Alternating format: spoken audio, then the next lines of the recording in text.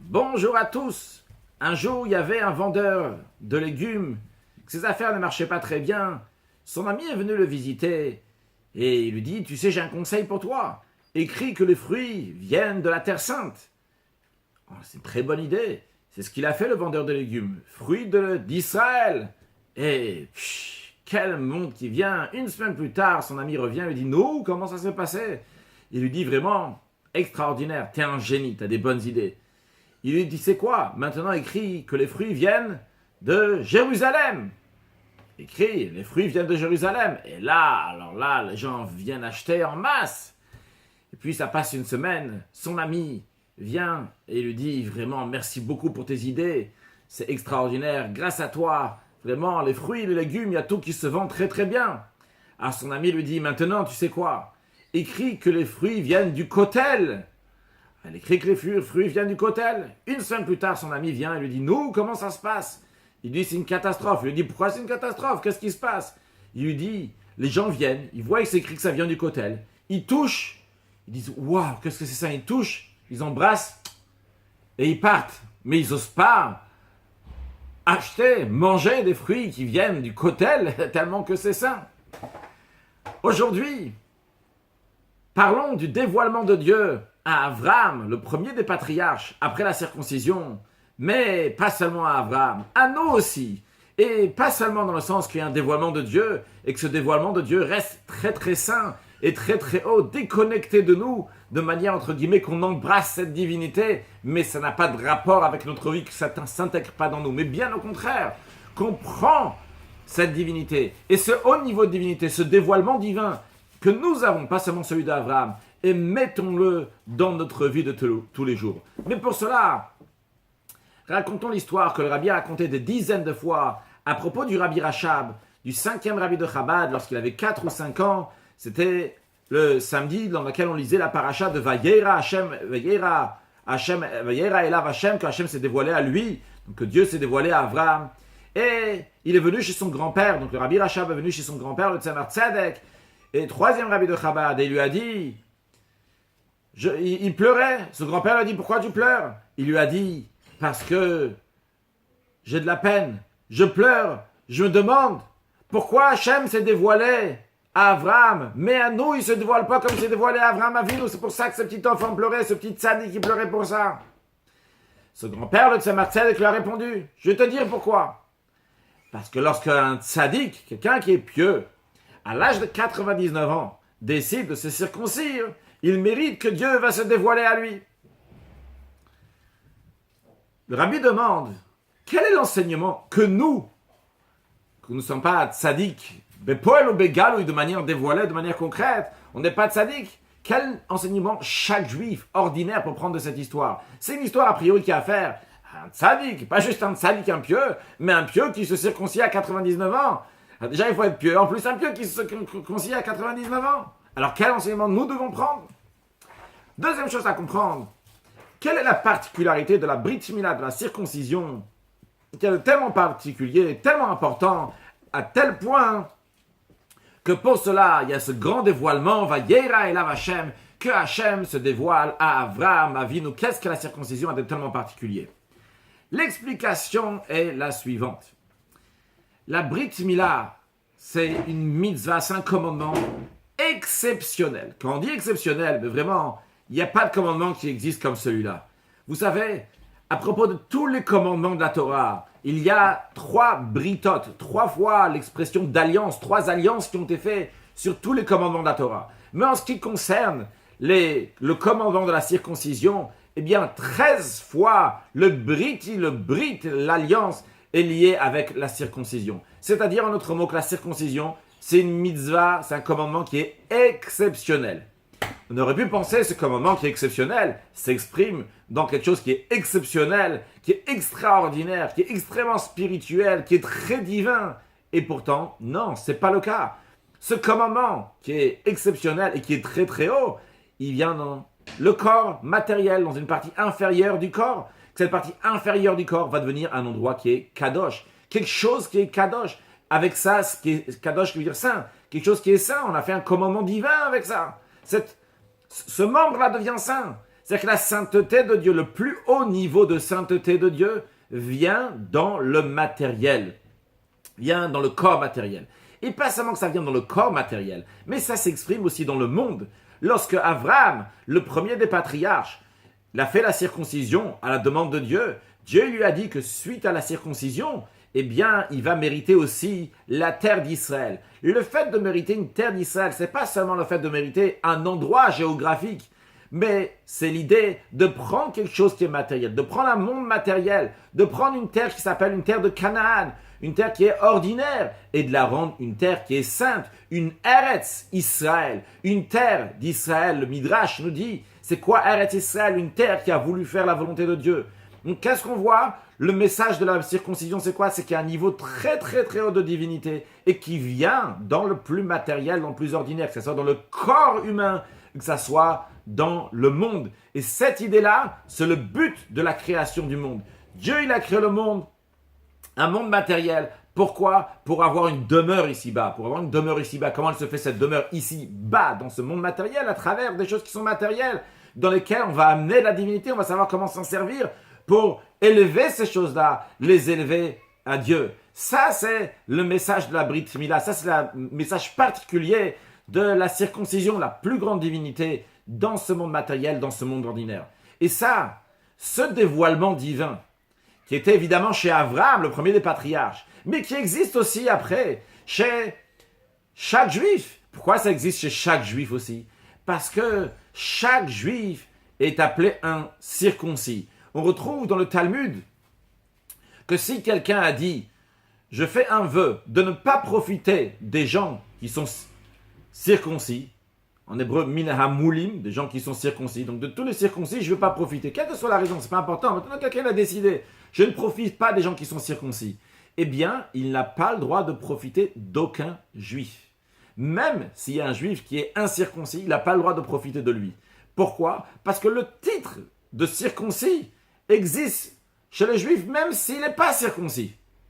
Et le Talmud dit que même les femmes sont considérés comme circoncis. C'est-à-dire, en d'autres mots, que la particularité de la circoncision, le fait qu'il y a la divinité qui rentre dans la matière, dans le corps, dans notre corps et dans le monde, ça, chez le juif, c'est inné. Ça existe, quoi qu'il arrive.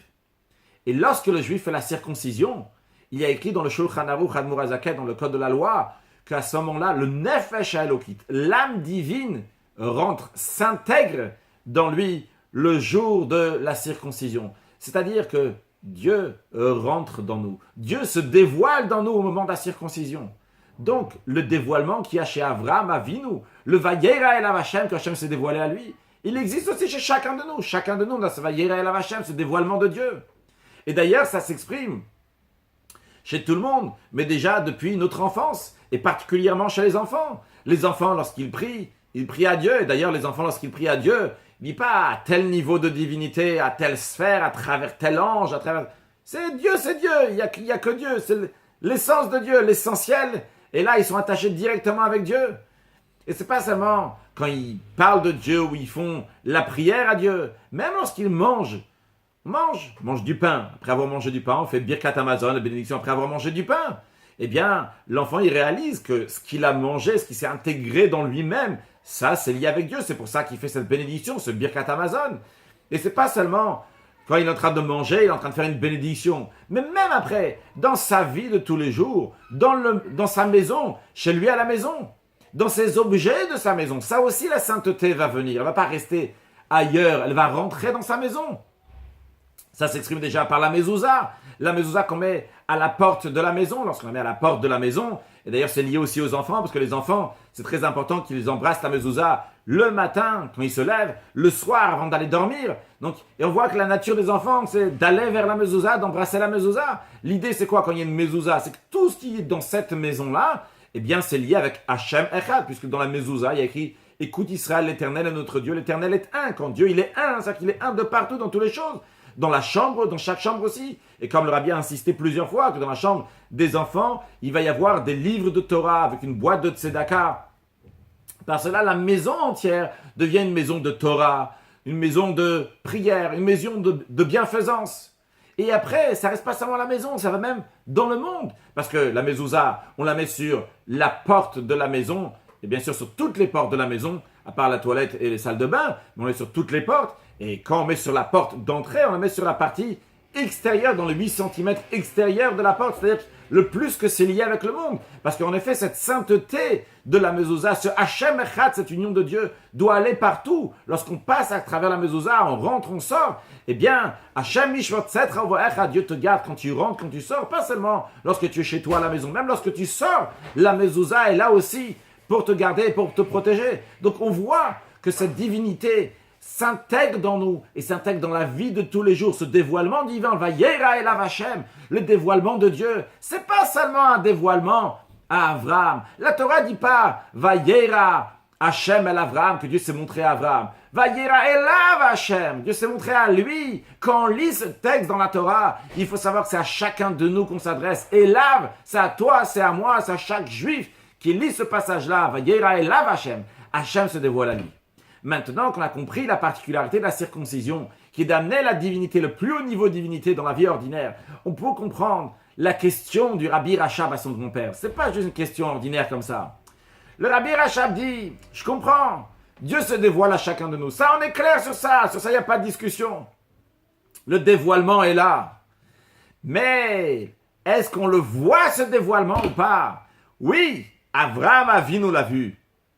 Abraham, c'est notre père, c'est Avinu, c'est notre père. Et vu que c'est notre père, il nous transmet ses qualités. Si c'est un père, c'est pas encore quelqu'un d'important, c'est un père. Un père, il transmet ses qualités à son fils. Dans ces cas-là, pourquoi moi, j'ai pas cette qualité aussi de pouvoir voir Dieu? On devrait nous aussi voir Dieu comme Abraham a vu Dieu. Pas seulement que ce Dieu se dévoile. Le dévoilement de Dieu existe chez chacun. Mais Abraham Avinu l'a vu. Alors pourquoi moi, je ne le vois pas? Et sur ça, son grand-père lui a répondu, pour le mériter, il faut faire un effort. Il faut être apte à ça. Abraham Avinu, en l'occurrence, donc il a fait son effort. À 99 ans, il s'est circoncis. Nous, on doit savoir faire cet effort. Et ça, c'est l'enseignement de la paracha de Vayera. On te dit, sache, le Vayera est là, Vachem. Le dévoilement, il est à toi. Et vu que tu sais qu'il y a un dévoilement de Dieu, tu dois avoir envie de voir ce Dieu. À tel point, comme le Rabbi Rachab, qui en était petit, qui pleurait pour cela. Et vu que tu veux le voir, eh bien, pour cela, fais un effort sur toi-même. Te circoncire dans le sens de te travailler, que tous tes membres, tout ton corps va faire la volonté de Dieu. Et de manière que aussi toute ta partie dans le monde, tout ce qui t'appartient, va être transcendé de divinité comme Dieu le veut. Et par cela, pouvoir recevoir ce dévoilement. Le Rabbi nous dit tout cela est lié aussi avec Mashiach, parce qu'il faut vivre Mashiach, il faut vivre la délivrance. Eh bien, c'est lié aussi. Comment cela? La notion de Vayera Elav Hashem, quand Hashem s'est montré à lui, à Abraham, c'est la notion qu'il y aura lorsque Mashiach va venir. Parce que lorsque Mashiach va venir, le prophète nous dit que tes yeux vont voir ton maître, tes yeux vont voir Dieu. On va voir Dieu lorsque Mashiach va venir. Et comme le prophète dit aussi, que l'honneur de Dieu va se dévoiler et toute chair va voir la divinité. Donc on aura nos yeux qui vont voir notre maître, donc ils vont voir Akadosh Baruch Hu. Donc ça, c'est lié avec le dévoilement divin qui aura lorsque Mashiach va venir. Et ce dévoilement divin nous concerne à nous aussi. Pourquoi? Parce que chacun de nous, on a une étincelle de Mashiach. L'étincelle de Mashiach qui s'appelle dans nous-mêmes, ça s'appelle le niveau de Yechida. Yechida qui veut dire le niveau de Neshama qui est entièrement uni avec Dieu. Yachid, il n'y a que Dieu. C'est le dévoilement qui aura lorsque Mashiach va venir. Et Mashiach représente ce niveau de Yechida, le gros niveau de Yechida, on va appeler ça. C'est-à-dire la centrale de Yechida se trouve dans la personnalité du Mashiach. Cette Neshama, ce niveau d'âme, Yechida se trouve chez le Mashiach, mais chacun de nous, on a une étincelle, et nous aussi, donc on a une partie, donc notre âme qui s'appelle Yechida, qui est entièrement unie avec Dieu. Et notre devoir, c'est quoi? C'est de la développer. Elle est là, elle se trouve ici, mais la développer, qu'elle s'intègre dans notre vie, qu'elle va s'exprimer dans notre vie, jusqu'à qu'on va pouvoir la voir comment on la dévoile, par cela qu'on se comporte déjà aujourd'hui comme il le faut lorsque Mashiach va venir. Quand Mashiach va venir, on va tout faire dans la conformité, dans les règles, comme il faut. Alors, nous aussi aujourd'hui, on doit réfléchir. Ce que je fais maintenant, est-ce que c'est compatible? Est-ce que c'est ça ce que je vais faire lorsque Mashiach va venir? Si c'est le cas, alors je le fais. Donc ça, c'est dévoiler le niveau de Mashiach qui est dans nous, dans la vie de tous les jours, dans la vie concrète. Et ces dévoilements-là dévoiler le Mashiach dans la vie concrète. Donc, dans nous-mêmes, ça existe aussi de manière générale. On a dit que le niveau d'Yichida général, c'est quoi? C'est le Mashiach. Alors, le Rabbi nous dit, le niveau de le Mashiach se trouve ici. Il y a la Metsiout du Mashiach. L'existence du Mashiach se trouve dans chaque génération. Dans chaque génération, quelqu'un qui est apte à être le Mashiach. Et le Rabbi dit que de nos jours, il y a aussi le dévoilement du Mashiach. Et de nos jours, il n'y a même pas d'empêchement pour la venue du Mashiach. Le dévoilement même du Mashiach est déjà là. Le Rabbi dit que le Mashiach Shebedorenu, le Mashiach de la génération, qui est le chef de la génération, et le Mashiach de la génération. Tout ce qu'il nous reste à faire, c'est recevoir le Mashiach. C'est-à-dire de la même manière qu'il y a le Vayera Hashem Elav, que Hashem se dévoile à lui. Le dévoilement, il est là. Donc, pas seulement l'existence de Dieu est là, le dévoilement même, il est là. Il suffit de le recevoir. La même chose aussi, le Mashiach, il est là. Il suffit de le recevoir, de l'intégrer. Dans cette sikha, le Rabbi parle aussi que ce Shabbat, c'est le Chai Machashvan, le 18 Machashvan.